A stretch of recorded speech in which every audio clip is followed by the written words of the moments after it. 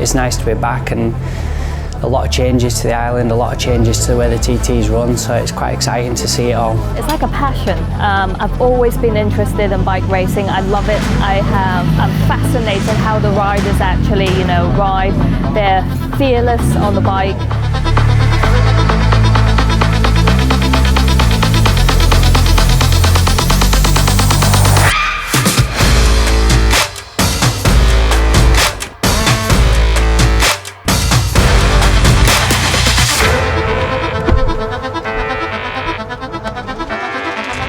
So today we are going to go and have a lap. We are on the Isle of Man TT course at the moment, and because of the roads, you'll find wherever you are on the track, wherever another road joins the track, there's always a bump. So here there is a massive jump. Do you actually, when you start from back there at the race start, do you use the launch control or you just go? Not for me, no. I much prefer to do it manually than use the electronics. Right. Makes my job easy, mate.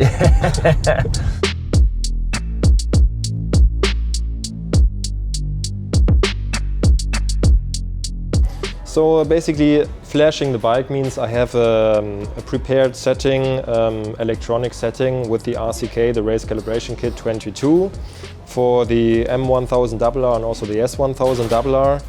And I basically just transfer this setting to the electronic control unit of the bike, so that these settings will be used for tonight's session to have exactly what we thought of in terms of engine braking. You have to get the rider comment first, analyze the data of the last session, and then of course you have to coordinate the changes that are to be made between chassis and electronics, and just make sure that everything is in line for tonight's session.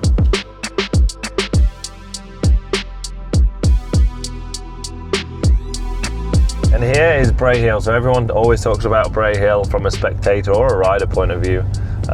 You probably can't tell from the cameras, but this is really steep. So Pete, when you think of coming down there, for example, and braking down, how big is the difference actually in your braking marker compared to full fuel tank to then massive? But the end of lap 2, you're riding a bike with nearly no fuel in it whatsoever, right. So you're used to it being really light, and then all of a sudden you put a load of fuel into it, and then you have a really hard braking straight away, and it can really catch you out. And even though you know that that's going to happen, it still catches you out, because you hit the brake and then you already feel you don't stop. Is there still new aspects of the track or parameters that you are still getting to know? Do you still learn the track? I think the difference is always the new bikes. The bikes change things. So like, for example, this year with the M1000RR, we're using a different gearbox to what I've ever used here before. And do you also feel, when you think back to 2019, a difference in terms of the winglets? So I actually thought the bike would be slower because we have more drag. So I didn't expect the top speed to be as good. And then we went to the Northwest. I did 209 miles an hour at the Northwest, which is the fastest I've ever gone. Here, because they've got such long straights after most of the corners, it means that your exit speed is the most important, because you gain more time in a straight line than what you'll gain ever by going in 5 miles an hour faster. I would say 95% of this circuit, we are over 160 miles an hour. So when we slow down to do 150, it feels like you stood still almost, because your brain is used to doing 200. You've got to be able to make the bike do everything without compromising something else. So there's no point in it being really, really good on the smooth surface where it's nice and flowy, where you could maybe set the bike up stiffer, because then it would be impossible to ride here. So you have to make that judgment call of making it stable and as easy to ride as possible everywhere.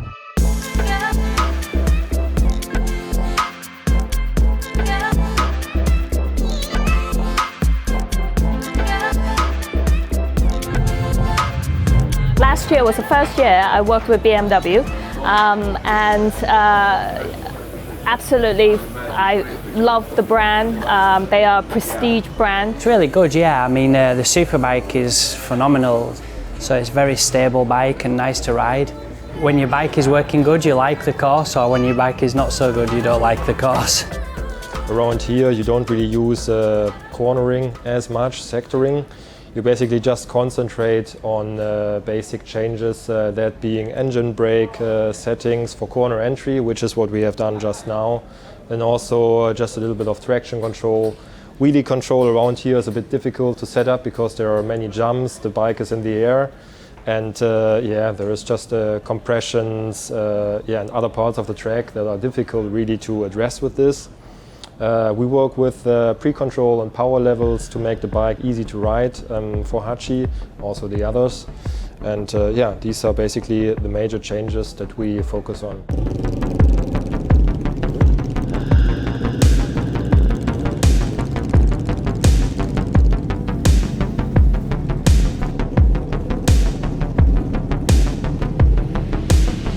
Now we're going to come onto the mountain section now.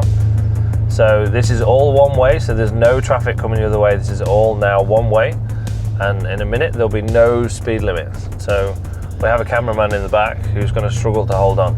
If you haven't got your seatbelt on, you probably best put it on. I only noticed from the side that the traction control has already been turned off, and I'm sure you're going to give that BMW M5 competition the berries in a moment. And now we can actually start to accelerate and get on. So up here we'll be coming up to 4th gear. The van's kind of in the way, but we're pinned through that left in 4th. We roll a little bit for the next left. This is 26 miles, this is called Joey's Corner.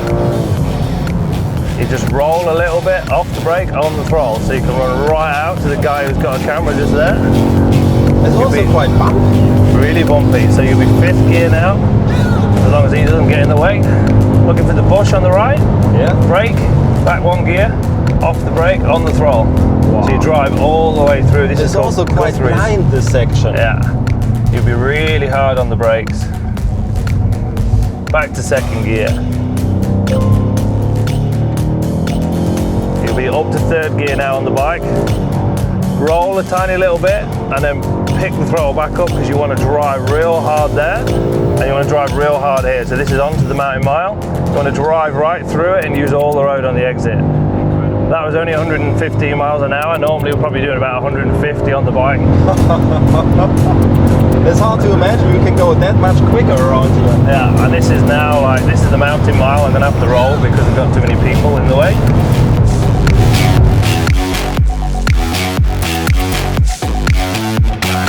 You know what, finishing any Isle of Man TT race is different to finishing every other race anyway.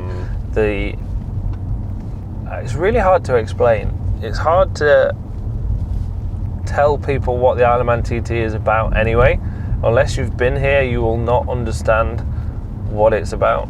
I don't think words cannot describe what this event is. Yeah. It's just impossible. So if someone wants to know what it's all about, they need to come and watch.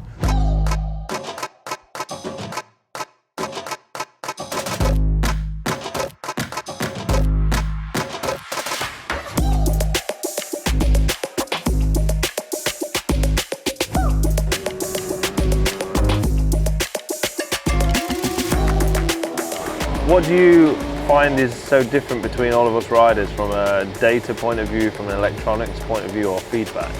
It's very different here on the Isle of Man compared to other places. Also, for sure, reliability and technical checks of the bikes is really important.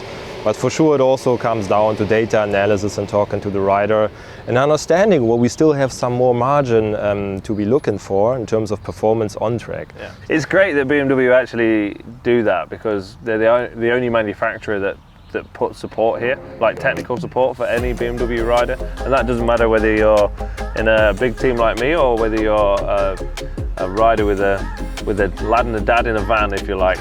You know, it doesn't matter whether you're here in a big team or not. BMW supply the support, which is, it's great.